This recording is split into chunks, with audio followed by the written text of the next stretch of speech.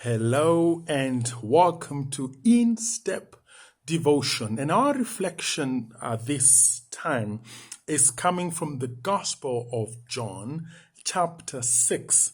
And we'll read verse 1, select verses all the way to verse 15. Now let's listen to this Gospel, chapter 6 of John, and we will start from verse 5 of this chapter.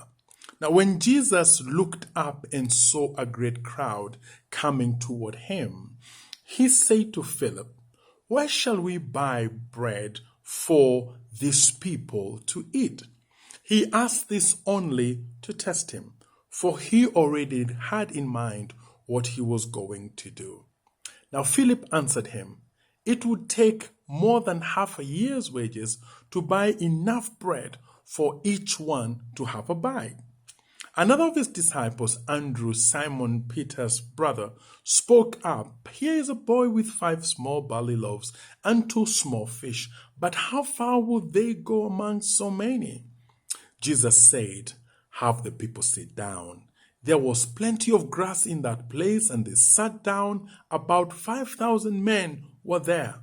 Now Jesus then took the loaves, gave thanks, and distributed to those who were seated as much as they wanted. He did the same with the fish.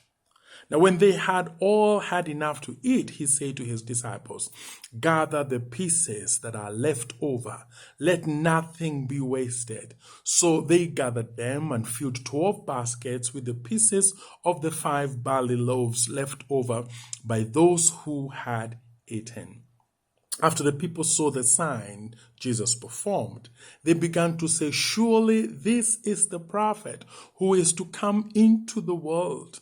Jesus, knowing that they intended to come and make him king by force, withdrew again to a mountain by himself.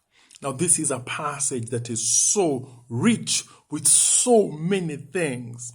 And one of the things that really caught my eye here is how the disciples were asked by Jesus a question.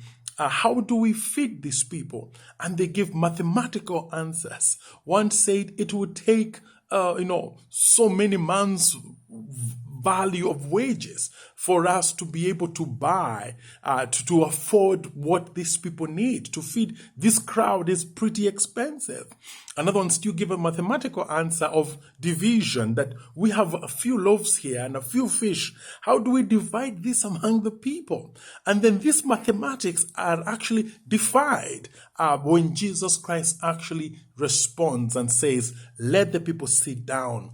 And there is enough for everyone to be satisfied and enough for everyone to even see the leftovers. An amazing account here where the mathematics of the apostles do not connect with the mathematics of Jesus. Also, in that whole miracle, we see Jesus making a strong statement that don't let anything go to waste. This is such an important statement that we should look at so carefully, especially in a world where we struggle with inequalities. And these inequalities are not because there is not enough for everyone in the world to have their share, but it's because those with excess, they actually use that. They do not manage that excess the way it's supposed to be managed. They end up treating that excess with a lot of what we can say, with a lot of pride. They treat it with a lot of what we can say, extravagant living. But that's not the essence of the excess. The essence of the excess of the flowing over is so that we can manage that and give it over to others. That is a very important insight and a deep theme for us to be able to engage from this passage. But that said, let's look at 3 things that stand out for us and that would be good for us to reflect on at this time. And the first one is why we follow Jesus. Now, we follow Jesus because of our experience, our first encounter with Jesus usually has some dramatic aspect to it. You needed Jesus to help you in a particular situation, and he came through. And out of that experience, we become followers of Jesus. But also, we follow Jesus out of expectations. As we do this life, we know for sure that we will meet some challenges along the way, and we will need a helper. We'll need the help of God, and therefore that expectations makes us cling to Jesus. Also, we have expectations based on the promises of Jesus himself. He has promised us so much that makes us have expectations. But also we follow Jesus because of understanding our own existence, who we are and who God is.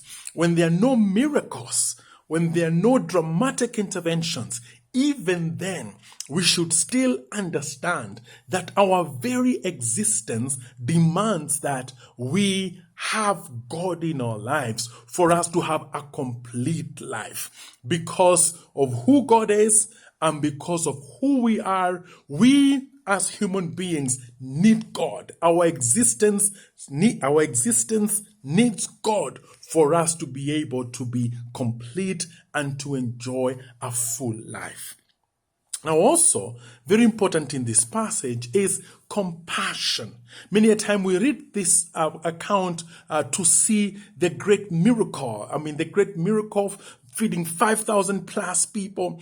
And sometimes in the process of that, we lose out, or in the process of us gazing at the miracle, we lose out on the compassion. That this was really a space of Jesus Christ demonstrating love and compassion for multitudes of people, and those multitudes includes you and me. So, and it's interesting because many a times we find that many miracles that happened in the ministry of Jesus happened in the space of compassion. That tells you and me how important this quality is. It is very important that Jesus demonstrates, or Jesus imparts, or Jesus pours out his love to us. It is so important that for God that we know and experience his love. And also it's critical for us to know that compassion is a very important quality of the Christian. And many times we find people who have received so much grace in their lives, but for some strange reason, they themselves don't give that grace. They have received the grace, but they don't give it. God has been very compassionate to them, but they themselves do not show commensurate expressions of compassion to others. Friend, let's be reminded that we have been given grace so that we can extend grace. And thirdly, we also see some very important insight there concerning motive. Jesus feeds these people, and when they see this sign, they say, hey, this must be the prophet we've been waiting for. And so what do they decide to do? To make him king by force. Now, Jesus was receiving freely. Actually, Jesus was going to be forced to be king. Now, on a day-to-day life, people spend billions to be made leaders, to be made presidents, to be made governors, to be made members of parliament. The people spend billions, but here Jesus was getting it not just for free, but Jesus was going to be made king by compulsion. By compulsion, he was going to be, compelled to be the leader of the people. But what does he do? He moves away quietly. He actually hides away from the crowd and steps away from this intention that they had. What do we learn from this? We learn the need for us to understand why we do the good that we do. Some people do good to be noticed. Others do good because it's a duty. Others do good because that's what Christians do. But here we learn that we do good to serve the people. We do good for good's sake. We do good because it is good to do good.